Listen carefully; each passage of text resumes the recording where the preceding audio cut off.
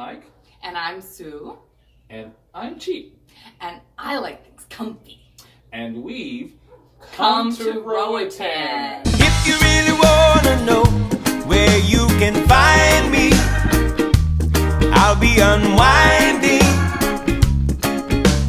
down in the islands, yeah. The way it happened to us was a kind of interesting first day in Roatan. Because it was neither cheap nor comfy, unfortunately. But it kind of funny in retrospect. But in retrospect, we'll tell you. So the theme of our show today is how to deal with the police in Roatan specifically. Police. So Hola, policia. that tells you a little bit of how the day ended. Yeah. But let's tell you how it started first. Mm-hmm. So Susan's here at the house trying to get things ready. I went shopping in French Harbor, which is our main source of shopping. Mm-hmm. And I took the turn into Oak Ridge, where we live. Mm-hmm.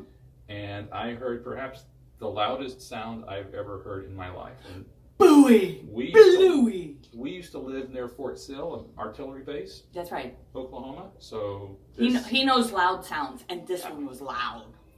So I got out and looked, and the spare tire, which had been put onto the car because the original tire was leaking, had exploded. And it had a gash from one side clear to the other. So I called Susan. Mm-hmm. And then I got somebody that we know to come and help him. So help is on the way, right? So Mike crouches down to look at the damage. Yes. Like a catcher stance, like. Yeah. And I heard the second loudest sound I have ever heard. And I want you to see what happened to these pants, okay? Hello, hi. This is the pants exploding. This is pants walking off the job, okay? While the clock is still running. This is pants, it's not even on a seam. How does that even happen, right? So now Mike has pants that look like this. But I have to admit, it made things a little more refreshing and cooler. I don't know if this could be a new trend, right. If you have pants with a big hole in the bottom. So that's kind of a win for comfy, It will cool important places on your body when let's just hot say. And muggy. But I did not get in trouble with the police for that. No. So I just wanted to say that. Right, let's be clear. Right. So our friend comes with a mechanic, and they get the old leaky tire back on the car. Mm-hmm. So we're heading back towards his shop here in Roatan. But in the entrance to Oak Ridge, there is a police station at which we've never seen a police checkpoint. Now, mind you, in Roatan, you don't have police officers in speed traps. I have never seen one of those. No, they're not caring about that kind of thing. And I've never seen one pull somebody over for a traffic stop. But what they do have are these checkpoints where they wave, the green goes through. Yeah, the Americans, they just see you and say, oh yeah, go on. You're not who we're looking for here. Maybe they're looking for somebody who did a crime or something like that, but you ain't it, so bye-bye. Right. And that's what our friends always said too. Oh, nobody ever stops the Americans, yeah. But today... But as I'm approaching the police checkpoint, I get a call from a client at Book My Bio, where you can have your own 50-page book written for less than $1,000. Expertly written, so shameless plug there. Mm-hmm. But anyway, a client called, and I figured I needed to take this call. Mm-hmm. And just then, the checkpoint appeared in front of me. And the police officer said this. And he spoke very rapid Spanish, which I was very proud to understand some portions of. Mm-hmm. Which informed me that was illegal in Honduras. Talking on the cell phone. He's not texting. He's not doing like that. He's just like, hello, talking on the cell phone. That's illegal. And, again, usually it's like, don't do that again, Mr. American. But today... He decided to write me a ticket, which I no longer have because they took it when I paid it, and I wish I had a picture of it. Mm-hmm. But it looks an awful lot like an American ticket, which I've gotten a couple of. Mm-hmm. And it has your license number on there, and it has the infraction, and you have to sign it, and they take your license. But they say, okay, he can continue to circulate, which apparently means drive around, on his little ticket. That's his new, driver's license for 72 hours, come to find out. But on the back of it, there are 3 levels of infraction, and they are 200, 400, and 600 lempiras, right? 600 lempiras is graves. This is very horrible. serious. This is a terrible crime. 400 lempiras is menos graves, which is less important. 200 lempiras is, I forget the word, but I think it means light. Yeah, a little. Right. And that's 200 lempiras. And I'm thinking, talking on a cell phone, that's probably 200 lempiras, right? But on the front, it doesn't say what level of infraction this is. Mm-hmm. So I don't know right away. Yeah. And one of the things that I got from the police officer is that we have to go to the main police station in Los Fuertes. He said that several times, so I got that in my head. Right.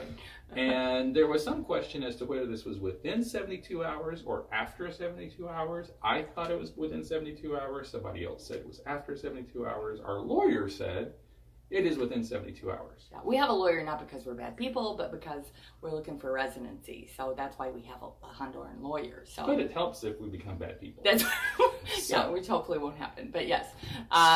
So we go to the police station in Los Fuertes, and there is a big sign that says all fines. This says it's in Spanish, and we can read this much Spanish. Yes. It says all fines solo pago in El Banco Atlantida. So we go to Banco Atlantida, mm-hmm. and we pass the screening of the guy with the wand. The wand has to screen you before you go, and he's got to stick his wand in my purse, which is kind of interesting. And we go and we get a little place in line number from the lady at the computer mm-hmm. at the entrance, and fairly soon we're called up to the ventanilla, the little window, mm-hmm. and the person obviously doesn't speak English, and we're missing something. Yes, we're missing something. We're missing something. We don't know what, but she's really, really working hard to try and get this across to us. She grabs a piece of paper. She's trying to write it. You know, we're just not getting it.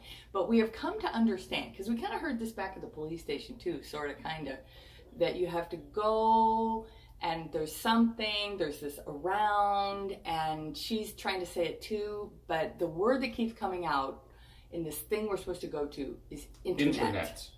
We must go to the internet. We must go to the internet. To get something to pay this fine. And we're like, okay, where on the internet? Donde? The internet is a big place in Honduras, right? too, I'm pretty sure. Donde? El internet. And I'm like, www. And she's like, no. We've got it all wrong. Something's very wrong about the internet. We don't get it, but we got to go there. That's very important. So I call my lawyer, which is kind of a big no-no in El Banco. You cannot use your cell phone. I'm not sure why. But the security guy, even though he came right over and was like looking at it, the teller waved him away. No, it's okay, because we got to get this across to this lady. So, I call my lawyer. I'm like, oh, please, can you translate for us? We got a problem. So we go to her office and we find out what the internet is the local internet cafe. El internet. It's a place. And the reason they were saying at the policia station, around over there, is it's across the street from the policia station, okay? And evidently people come in there all the time. Right. And they fill out this government form from a government website, which I did find out is SEFIN.GOB, not V. Government. Yes, Gobernante, whatever. Yeah, whatever. Yeah. .HN. Okay. And this is the Finance Ministry website, and this is where you get this form. Uh-huh. And it is a sort of receipt before you actually pay. Mm-hmm. This is what we would have gotten at El Internet, but instead our lawyer's kind of running this shortcutting this for us. And this is what we get, and this is what you have to bring back to El Banco Atlantida. 45 minutes, we're there, but we finally pay. Now we've got a receipt that we paid. We can go back to the policia station, which we did, but there's still 10 minutes left in lunch. So he's like, siéntate, sit down. So we sit there while they eat their lunch. They're sitting there. Yeah. And so we're just doop-de-doop-de-doo. Why, so anyway, 10 minutes later, okay. Time in. Let me have it. Time in, he goes, he finds Mike's license, thank goodness, hands it to him, and, adios. So that was our adventure. So we did want you to know about how to pay a ticket, because apparently our friend said, Americans never get ticketed. Well, sometimes they do. Especially the cheap ones. They get Especially the ticketed cheap first. ones. They see it coming. They just, it's coming off of them. And honestly, there's like no procedure in English.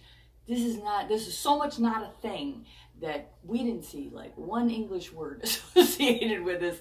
And this whole internet cafe thing, we wanted you to know about that. So if you're ever ticketed in Roatan, Americanos, Canadians, all you guys who are speaking English, this is how you do it. Is exactly what we Go to the want you internet cafe. Unless you can speak a little Spanish, then you can go to sefin.gov.hn. That's And right. it will be cheaper for you because you won't have to pay the internet cafe. Yeah, that's right. Okay, cheap and comfy. Bye-bye. Bye-bye.